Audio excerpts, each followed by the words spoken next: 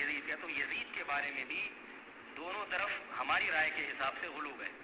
یزید کے دور میں حضرت حسین کا قتل یقیناً ہوا ہے، مگر کسی ایک مستند روایت سے یہ ثابت نہیں کہ یزید نے حکم دیا تھا حضرت حسین کو قتل کرنے کا. یہ کہیں بھی روایت میں ثابت نہیں. یاری میرا خیال ہے کوفہ کے گورنر کے حکم سے قتل ضرور ہوا ہے، لیکن کیا یزید نے اس کا آرڈر دیا تھا؟ اس کا کسی مستند روایت میں ثبوت بولو بھائی. یزید مسلمانوں کے امیر تھے، بالکل تھے، لیکن کیا مسلمان امیروں سے غلطیاں نہیں ہوتی، بادشاہوں سے غلطیاں نہیں ہوتی؟ اس سے بھی اپنے دور پہ غلطیاں ہوئی ہیں، تو نہیں کہ مسلمان نہیں تھا، وہ تو تابعی تھا.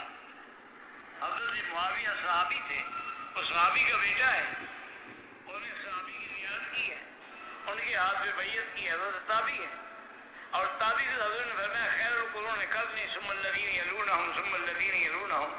لیکن چونکہ اس کے دور میں ایسے ایسے حالات پیدا ہوئے ہیں، اس لیے علماء حق کہتے ہیں کہ آپ اپنی زبانوں کو بند رکھیں، نہ لعنت بھیجیں نہ اس کی برات کریں، اللہ پر چھوڑ دیں.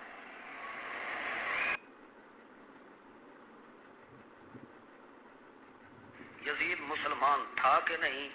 یزید بالکل مسلمان ہے رحمت اللہ تعالی علیہ. سمجھ آ رہی نے؟ ہاں.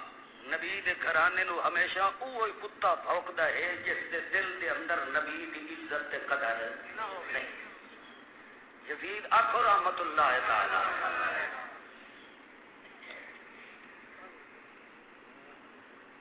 ہن اگے شروع کریے.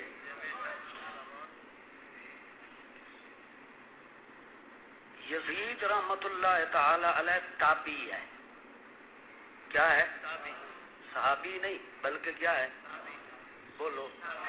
تابعی. تابعی وہ ہوندا ہے جس نے زندگی صحابہ دے نقش قدم تے گزاری ہوئے. وہ کون ہوندا ہے؟ بولو شاباش. پہلا نمبر نبوت دا، دو درجہ صحبت محمد الرسول اللہ دا، صحابہ کرام. تابعی وہ ہوندا ہے جس نے نبی نو نہ ڈٹھا ہوئے، صحابی نو ڈٹھا بھی ہے، اسلام بھی قبول کیتا ہے تے زندگی بھی ساری اس تے نقش قدم تے گزاری. ٹھیک ہے؟ ہن خود اللہ دا قرآن فرماتا ہے لقد تاب اللہ علی النبی والمہاجرین والانصار الذین اتبعوہم بإحسان رضی اللہ عنہم ورضوا عنہ. یہ اللہ دا قرآن فرماتا ہے.